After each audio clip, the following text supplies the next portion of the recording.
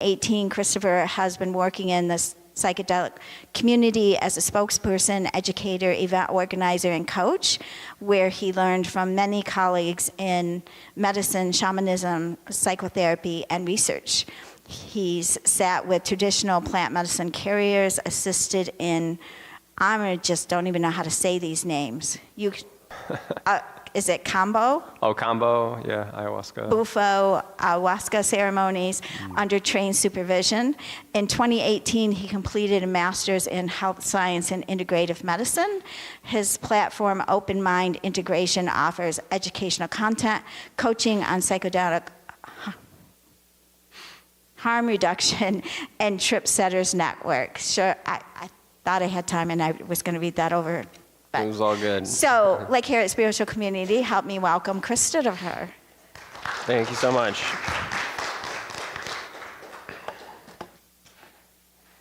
Hey, welcome everybody. It's an honor always to be here in this wonderful place, see some good faces, and this Lake Harriet Spiritual Community has really been a wonderful container for both a human connection, but also the sacred work, the spiritual expansion. And I'll say a lot more about what I've been doing in that regard. But yeah, basically I wanted to come here today just to share a bit of where my professional experiences have taken me in showing me the relationship between the human experience and these powerful sacred medicines, the plant medicines, the psychedelics. And this big question going around right now that now that we have more of this access, right? You know, the decriminalization, the legalization, you know, the South American influences bringing these sacred medicines up here. The question is, okay, so we've got these wonderful tools, these powerful, powerful medicines, expand our consciousness in very rapid, powerful ways. How do we do this in a healthy way? Who benefits from it? What are we doing? What kind of container? What kind of preparation? Because when you have something as powerful as a medicine, something you can just put in your body, then anyone can do it, right? It's like this open door to enlightenment. But is it that simple? Definitely not. So I'll start with just sharing a bit about my professional background. Actually, before we get into that, I just want to get a feel for the crowd here a little bit. If you feel comfortable sharing, just by a show of hands, I'm just curious how many folks here have experienced what they would maybe refer to as a mystical experience, a state of transcendental, expanded, kind of very present, some people call it witnessing. Yeah, any folks through any means, not just the plant medicines. And then who here have experienced plant medicines themselves, psychedelics, entheogens? Any hands there? A few, cool. And then any experience these sacred medicines in a ceremonial context with a experienced guide, perhaps a traditional sense? Yeah, maybe a couple. All right, very good. Cool, so yeah, this is kind of it's the hot new thing right now. In the last 5-6 years, I've been closely watching and very closely involved in this, some people call it the Renaissance, psychedelic revolution. You know, scientists, researchers, even politician spokespeople, big businesses are getting into this. There's even a $1 billion industry for psilocybin at this point, the active ingredient in magic mushrooms. So I got my start in this professionally in the community organizing space. About 5 years ago, I got to a place where I realized that these tools that are so sacred to me, I needed to integrate them into my life in some way. And so I pursued looking for groups, support groups, advocacy groups, people that just gather around these ideas, these stories that we've had using these sacred medicines. And I found an organization called the Psychedelic Society. It's one local chapter of basically a global kind of movement for creating spaces where people can speak openly about their experiences with psychedelics. And so I found a local one. It was very small at the time, just a few people kind of meeting up here and there, hanging out. Very quickly, though, I found a passion for bringing people together, for creating spaces where we could explore ideas of, what is this stuff about? How do we do this safely? And so over the course of a couple of years, I helped to build that organization, served as executive director for a couple of years, and that helped me really network into the space of seeing, out of the woodwork, people coming out, oh, I have stories, I've a lot of passion and interest in this space. And so I got to see firsthand, wow, it's not just the crazy hippies that are using these things, but really everyone from all walks of life. And it was really inspiring to see, scientists, researchers, people on shamanic paths. I got connected with some South Americans that came up here looking to share their culture and their traditions. And it was a fantastic way for me to just see the reality that this stuff isn't just like underground secret stuff. People of many, many walks of life are engaging in this. And so there was a lot that went on in the psychedelic society world. I got involved with the decriminalization efforts here. You may have seen very recently, Mayor Frey, Minneapolis, did sign an executive order to decriminalize entheogenic plants and fungi. So it's not the same as legalization. It's a step towards that, basically saying that law enforcement doesn't have the funds to pursue, the criminalization of things like magic mushrooms, things like that. So big step. Minneapolis is joining a lot of other cities and states in the country. So I was part of the original efforts. The more recent push for that was not me. It was the people I used to work with. Since then, I've moved on to other things that I'll mention in a bit here. But in the psychedelic society world, education, that's more my professional background before I got into all this. I used to teach math. That was my thing, and then got into integrative medicine after that, and then health coaching was kind of my plan track that deviated pretty quickly, as I'll explain in a little bit here. But other than that, it was just a lot of event organizing, bringing people together. And so through that time, I found a good place in sitting with people to support their journeys. As I saw a lot of people coming out of the woodworks with experiences, most people, kind of on their own, just exploring, and like myself, just self-guiding, figuring this out as I went along. There wasn't a whole lot of, respectable teachers that were accessible to help me through this. And so I started working as a coach and educator to bring people into a space where we're really going to do this intentionally. We're really going to try to go about this in a way that we can benefit ourselves rather than just escape or indulge or just get lost in this, the vast reaches of our consciousness. So open mind integration is what that venture turned into. It's where you can go to see my educational material. I do a lot of talks like this, a lot of PowerPoint presentations, memes, infographics, things like that to help people kind of visualize, see the information in a healthy way. And then the one-on-one coaching. I sit down with people who are interested in pursuing, maybe it's healing their mental illnesses, maybe it's a spiritual exploration, expansion, maybe it's even relationship issues. Some people are just going through big transitions in their lives.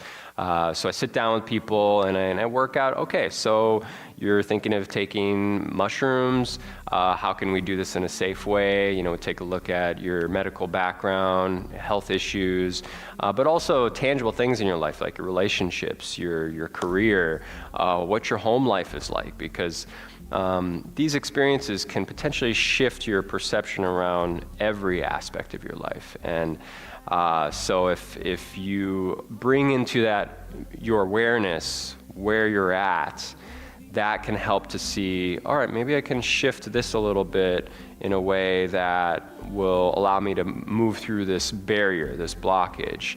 Or maybe there's something I need to let go of. Maybe there's a habit that I've, an addiction even, that I just haven't been able to just get rid of. Or maybe there's something I want to bring into my life. I want to do more of something. I want to have a more open heart for people. I want to connect more with my friends, my family, just anyone in the community.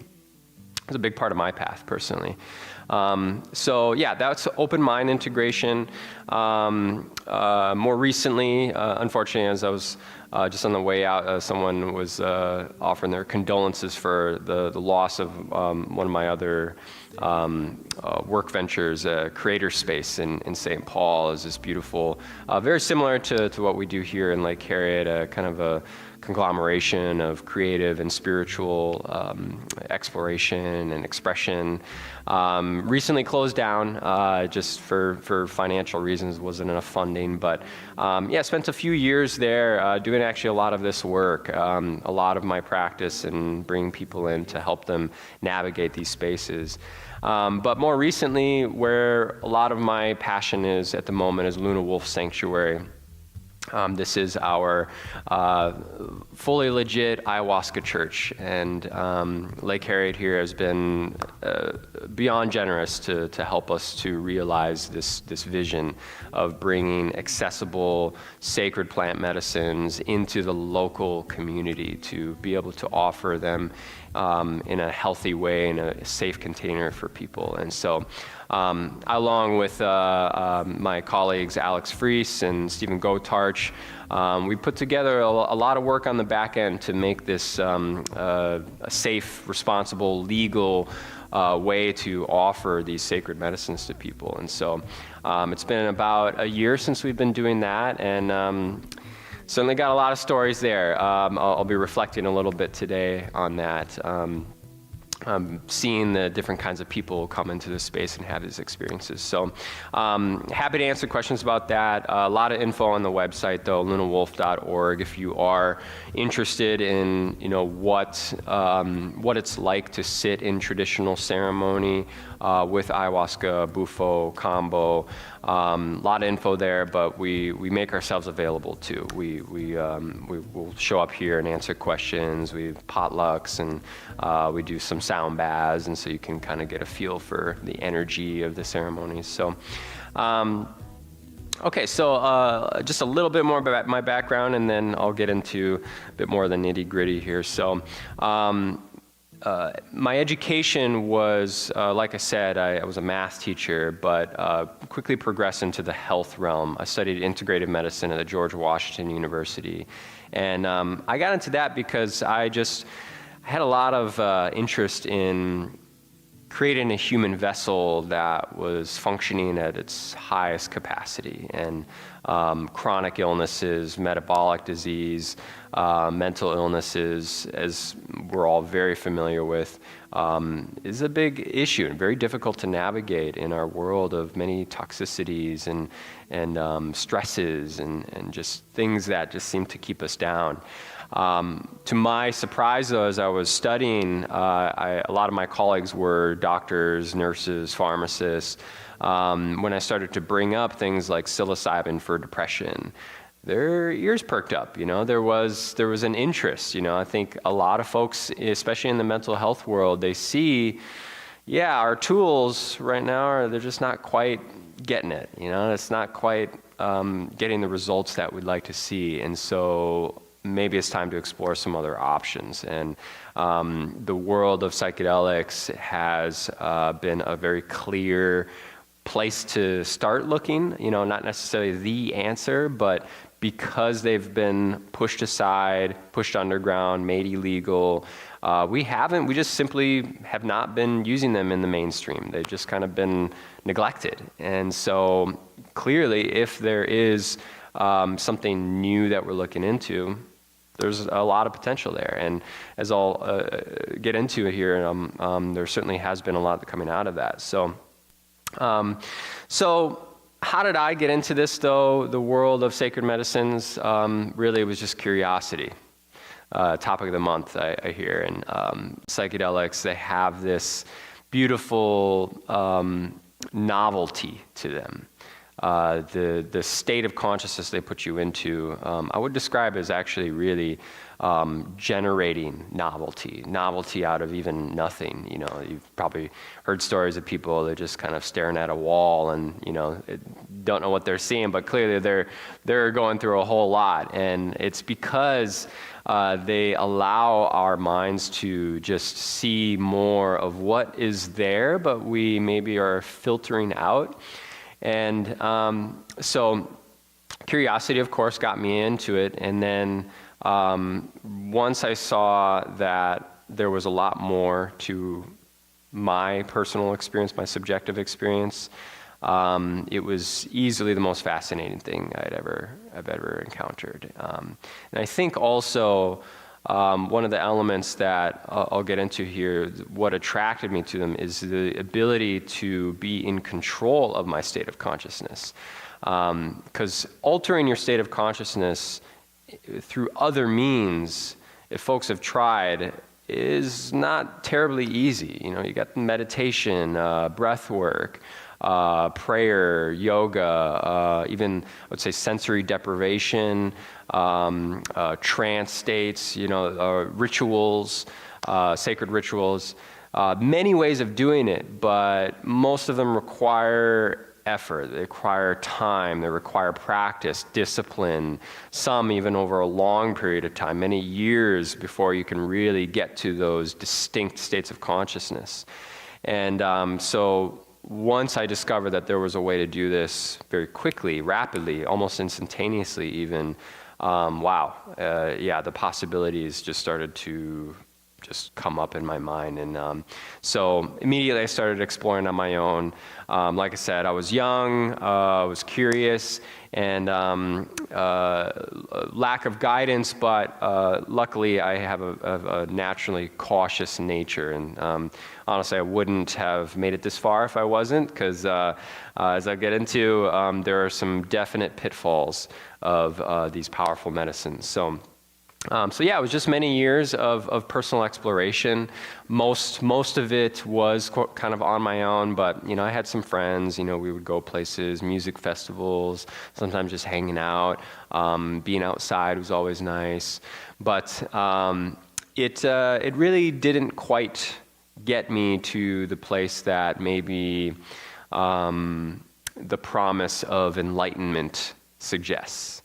And that's kind of really what I want to get into today is, all right, well, if these medicines do really give you access to an enlightened state of consciousness, then why is it that, you know, everybody that's taken psychedelics is not enlightened? You know, why is it that, you know, people who tout the power of these medicines still do or say things in their lives that are maybe immoral or dysfunctional, or they just don't live a life that's very healthy, they still have problems, you know, depending on your definition of enlightenment, you know, that may or may not fit, but either way, they're clearly not a silver bullet. They're clearly not that, like, thing that just solves all your problems. And so that's really where the conversation is going now is, all right, we've got these tools. Clearly, they get you there, but it's temporary, right? Like you just get like a little glimpse of these expanded states of consciousness, but then what good is it? You know, you come back to who you were, you know, and within hours, a day, and then, okay, am I better? Maybe I feel a little bit better, but chances are whatever that feeling was, it kind of wears off, right? And so the question is, all right, what kinds of people are going to benefit most? How are they doing it? What methods? What are you doing while you're in that state of consciousness? What maybe aren't you doing that would make it more likely that you would do it in a safe way, that you would benefit? So these kind of things I want to get into today. This guy.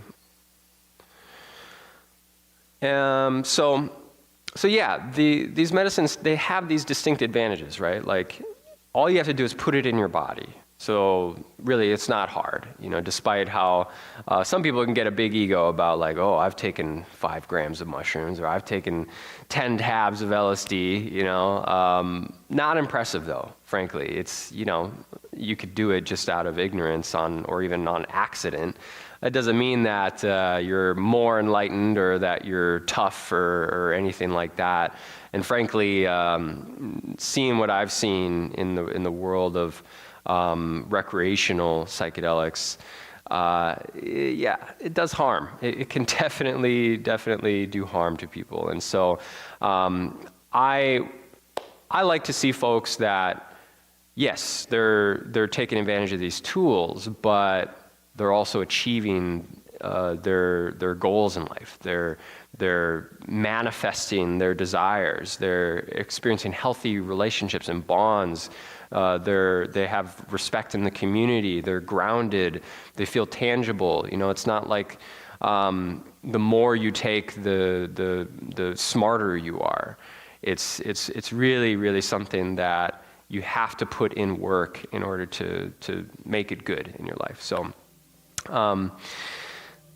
Given though that it's easy, it also provides this ability to then say, all right, if I know then when I take this substance, I'm going to have this experience, I can plan ahead. I can say, all right, October 29th, I don't know what day of the week, I maybe usually pick a weekend or something, I have a day off, I know I don't have any obligations, and I'm going to be at this location, this time, with these specific people, and I'm going to have this amount of the medicine.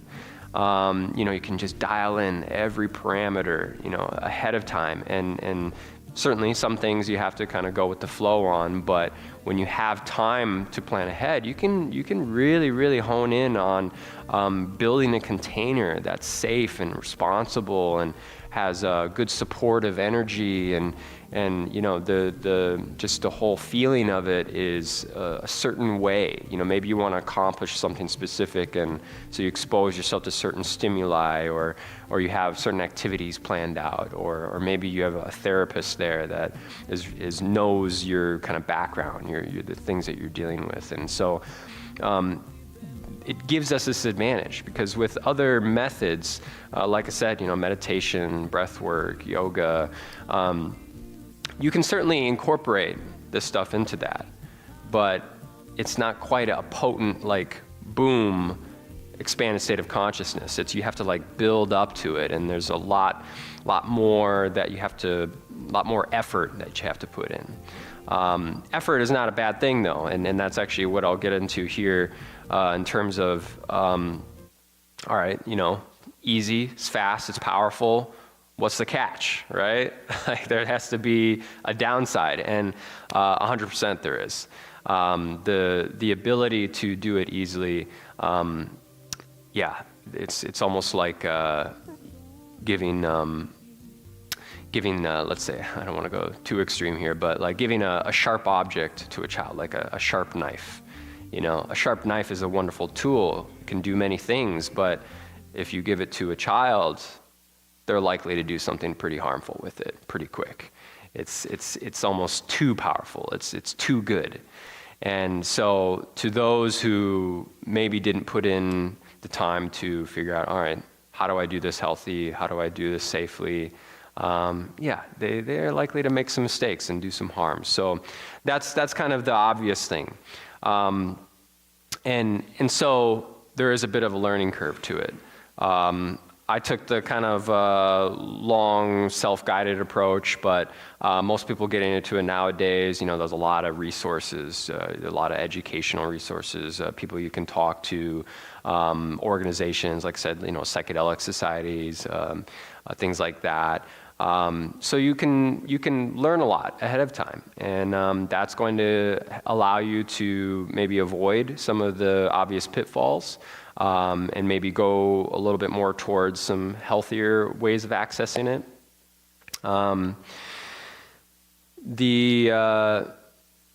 The unintended consequences, that's a big topic in itself, because the nature of our consciousness is basically infinite, right? We maybe don't always experience the nature of its infinite potential, but for folks that have kind of experienced, mystical states, transcendent states of consciousness, that sense of boundlessness, that sense of like a field of possibility and mystery, it's there. It's absolutely there. And certainly if you engage with these sacred medicines, you will be opened up to that. But with that access to almost anything in terms of subjective experience, you got the good and the bad, right? You can expose yourself to, beautiful healing energies, to sacred higher powers that have a lot of really benevolent forces, things that are life-giving. But you have the opposite too. You also have even kind of demonic spirits, dark things that have kind of a destructive nature, mischievous nature. When you open yourself, your consciousness, your psyche up to that, you're going to be soaking things in that maybe you're not even aware of, because we have, both the conscious awareness, but we have a whole unconscious, the Jungian shadow realm of our experience. And so these medicines absolutely crack that open. It makes that exposed. So it's really, really important that we do all the work to create a safe container, because we're opening ourselves up that in ways that we're not used to. And these powerful medicines can do that so quickly that if we're not experiencing this, we may find ourselves lost in a jungle of our minds that maybe we don't know how to navigate.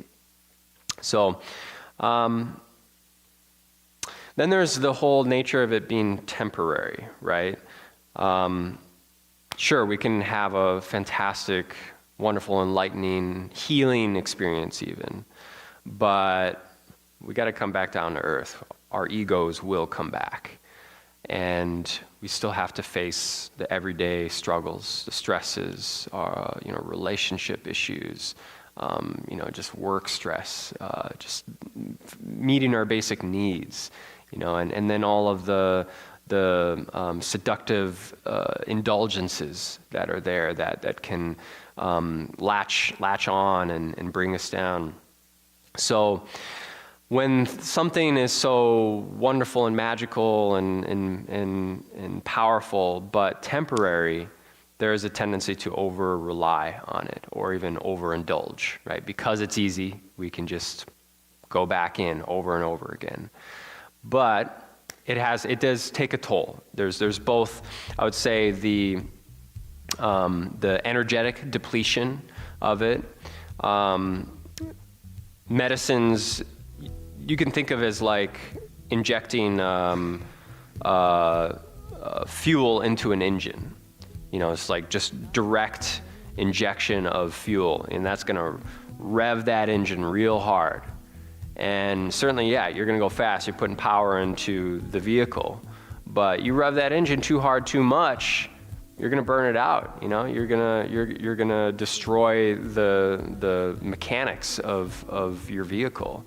And that's absolutely what psychedelics do. They power that engine. You're pushing your boundaries further than you normally would, and because it's easy to do that, to just put that fuel in your body, there can be a tendency to overdo it. So energetic depletion is one thing, physically, emotionally, all that stuff. But then there's the over-reliance, dependence on it. It's like, if we always know, hey, I can be enlightened with the snap of a finger. Okay, well, then why not just do that every time? Why do I need to do any of the work to actually get there if I can just put a substance in my body and then boom, I'm God. I'm everything. I feel the connection to everything around me. And honestly, some people, they talk about drug addiction, but they leave psychedelics out of that. I've even heard people refer to psychedelics as anti-addictive. And while I understand where they're coming from, they don't have quite the same quick dopamine hit like something like cocaine or alcohol has. I think you can absolutely be addicted to any of that, including psychedelics. There is this kind of this spiritual seeking behavior of I just want to feel enlightened all the time. It's not everyone. It's a certain kind of person I've noticed that has that tendency. But it's there. It's absolutely there because the struggles of our human existence, in comparison to these very liberated, expanded states of consciousness, yeah, it's a bit of a drag, It's like, oh man, I have to take care of my body. I have to, have quality social interactions. I have to go to work. I have all these responsibilities. Being a human, it's hard. It takes work. There's a lot of input. It's not just like rewards all the time. Sometimes there's struggles that are needed. But it's like when you take a little bit of mushrooms, all of a sudden, like I said, staring at a wall is the most interesting thing you can experience. And so it's like that novelty it's really seductive. It can be an addiction, frankly. So that's something you may not hear from a lot of folks, but when it's easy and it's quick, it's definitely something to take a look at. So then there's the element of control. Like I said, when you have something that all you have to do is put it in your body and then you're there, you can plan ahead. You can say, I'm going to be doing this at this time with these people, and I'm going to be in that expanded state of consciousness. Now, control can be really helpful. It can be really, really effective at creating a safe, healthy container. But control is also what our egos like to do a little too much. And that's actually really where the issues of depression, anxiety, addiction, PTSD, OCD, these epidemics of mental illness come from. It's our egoic mind, the default thinking, being too in control, limiting our ability to think in other ways too much, filtering out too much, getting kind of tunnel vision. And the ego likes that control. And so when all of a sudden you not only have control over, what you do in your day to day, but now that you have these tools, you can control your very state of consciousness, how open your filters are. It's like a whole kind of meta level of control. And unless folks here have kind of gone down in the deep end of this world of sacred medicines, you probably haven't seen this type of person, or maybe you have, but it's typically the folks that are really, really involved with these kinds of things. But there's sometimes people that they feel this sense of power with it. The term that kind of goes around is Messiah complex. And this can happen outside the world of sacred medicines, but I would say it's maybe a bigger problem in this world because, again, the ease of access to these states of consciousness, someone with a bit of maybe narcissistic tendencies or just just somebody that likes power, it can become a very ego-driven kind of pursuit. And so something to look out for. I think that potential is within all of us, really.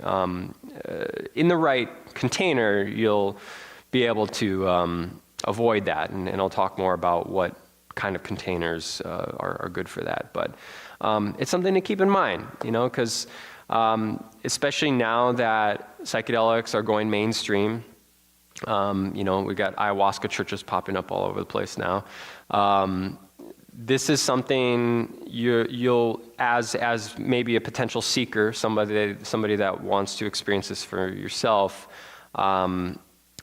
The leaders in this space, the facilitators, these people have a level of power that I don't think our culture is really integrated yet. We're used to seeing power from money or influence, but in the kind of spiritual spaces, that level of power I don't think has quite been realized in kind of more modern, recent times. We have our more ancient gurus, religious leaders. And we've heard stories in that realm. There's all kinds of scandals out there. The gurus, taking advantage of their followers and things like that. But in the world of sacred medicines, there is, I would say, a power dynamic that it's quite potent. It's quite potent because the people who serve the medicine, they essentially decide, how much you're going to go, how deeply, how far you're going to expand, and that's going to impact your entire life. I mean, if you come out of the wrong ayahuasca ceremony with the wrong types of people there, it could potentially change the whole course of the rest of your life. And maybe not the way that you want to. So there's a power dynamic that, be aware. I mean, that could be whole talk in itself. I don't want to be a downer, though. This is really going to be an empowering, motivating talk here. I want to send people away with hope, inspiration that, yes, there's a lot of risk here. There's a lot to keep in mind, things to avoid, but really, really, really, these are wonderful, beautiful tools that absolutely can be used in a healthy way. So one more pitfall I want to bring in. Expansion of consciousness implies that our normal kind of default consciousness is a partial truth, right? It is a truth, what we're experiencing right now in our kind of 3D realm, tangible, physical world. It's real, right? It's real life. But if you have experienced these kind of transcendent states of consciousness, you certainly go to these non-physical places, experience these non-physical things, but is it any less real? And maybe, is it more real? Or is it just as real at the very least? I would argue that these are just different layers of truth. And perhaps we have to redefine what truth is or what reality is, but either way, people are getting a lot out of these experiences, and I don't think it's because they're hallucinations. I think it is because we can do this in a healthy way. We can gain some insight out of our unconscious, our shadow, the rest of our psyche, and so the question then comes: is there such a thing as maybe too much truth? Because if now with these tools, the amount of conscious experience is just a matter of dose, you can imagine how easy it would be to go further than maybe you really need to go or want to go. And so I would argue that there is such a thing as too much truth. And what does that look like? Well, if you ever go to a music festival, you'll see plenty of examples of this where people, they just got their minds blown and they're just kind of like in a catatonic state of like, whoa, you know. And all right, yeah, maybe that person maybe is experiencing God on a big level, but is that good for them? You know, are they going home a better person? Are they going to be a better husband or a wife? Are they going to do better at their job? Are they going to live a healthier life?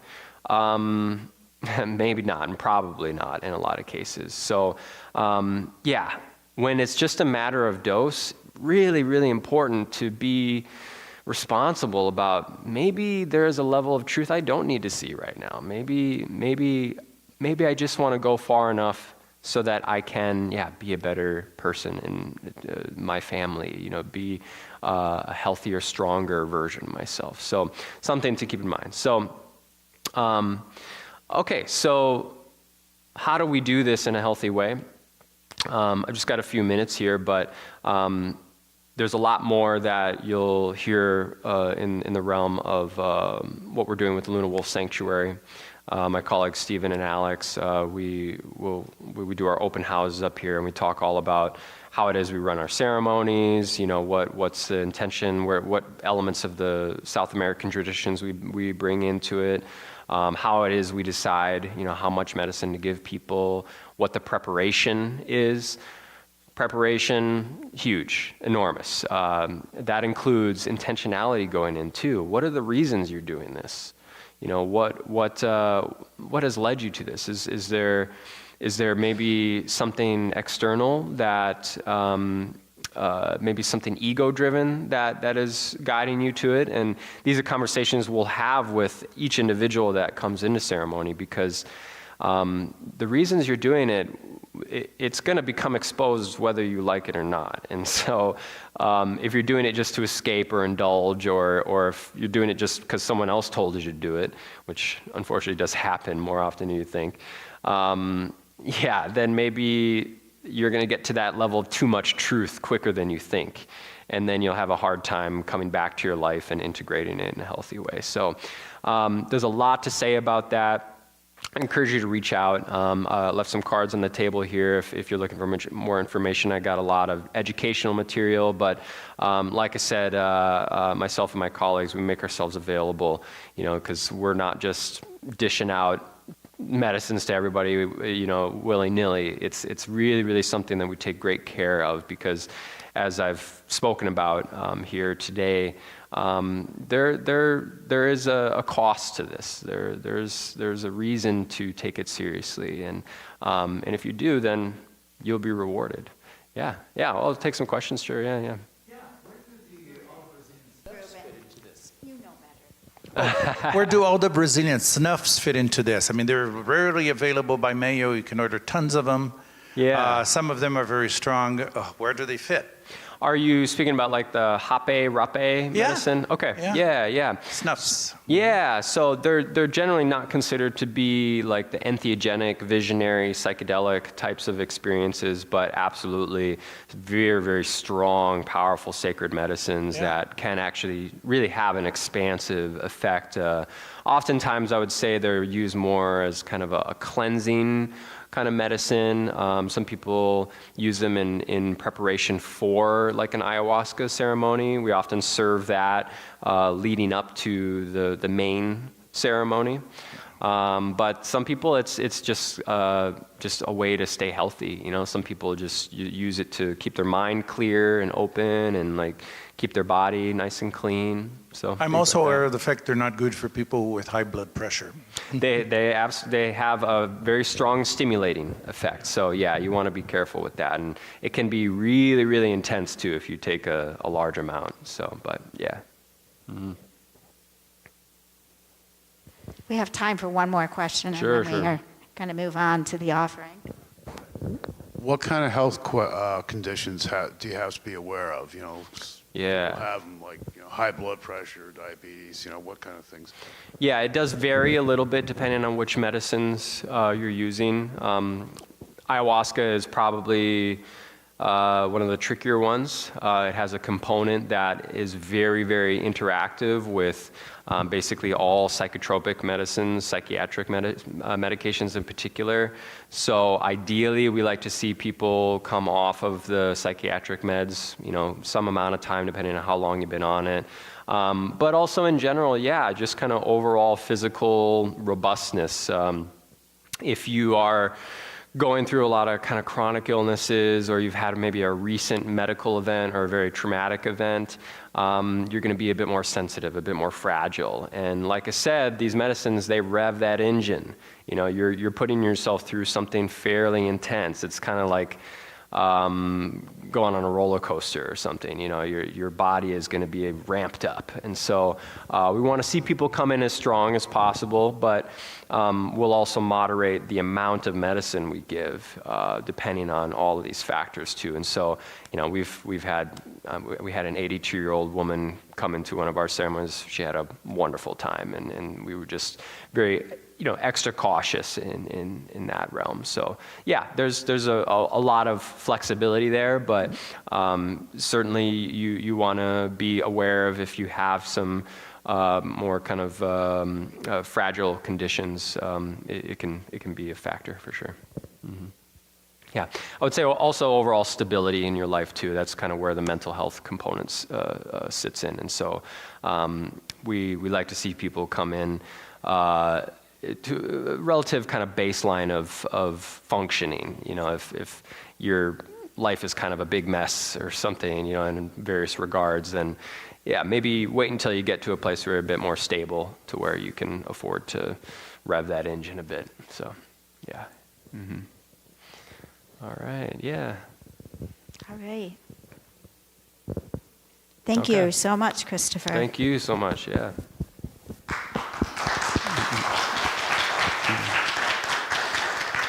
So next we're going to do our offering.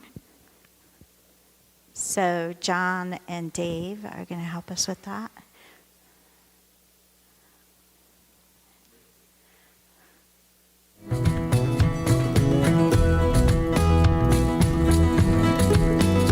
Not in the bread, it was not in the wine, not in scroll, or in any one line, not in the past, or whatever comes next.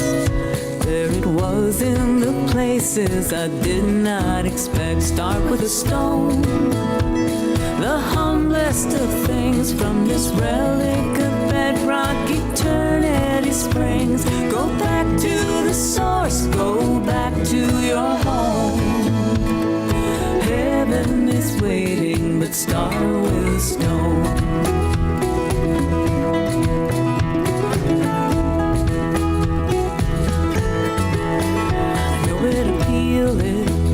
Like the laying of hands, and suddenly somehow my whole world expands, my vision clear, the circle complete. All that I needed was right here at my feet. Start with a stone, the humblest of things from this relic of bedrock. Eternity springs. Go back to the source, go back to your home. Heaven is waiting, let's start with a stone.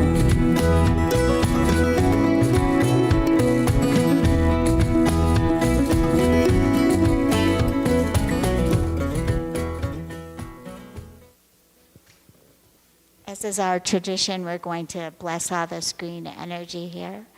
And so if you would raise your hands, please, and repeat after me.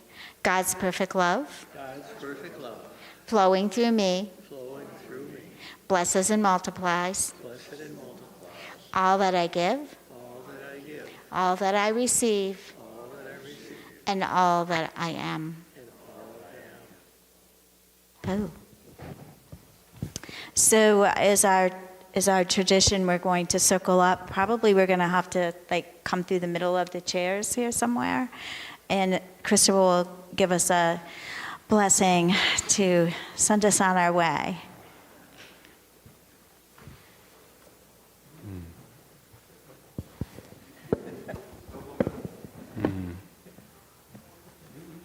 Mm-hmm.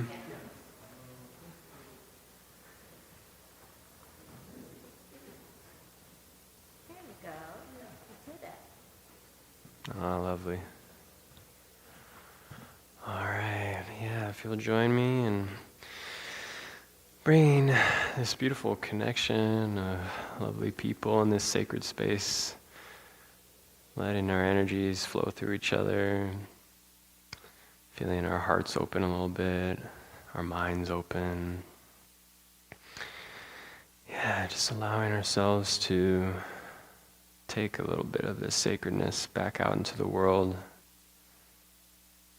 Each of our interactions, allow every moment to be an opportunity to connect a bit more to our divine selves, find some sacredness in each of those moments. And then we find ourselves in a place that maybe it's harder to connect, but we know that we can always come back in these sacred containers and these communities. So we know we have a home. So go out into the world and be blessed. Thank you. Thank you. Anyway.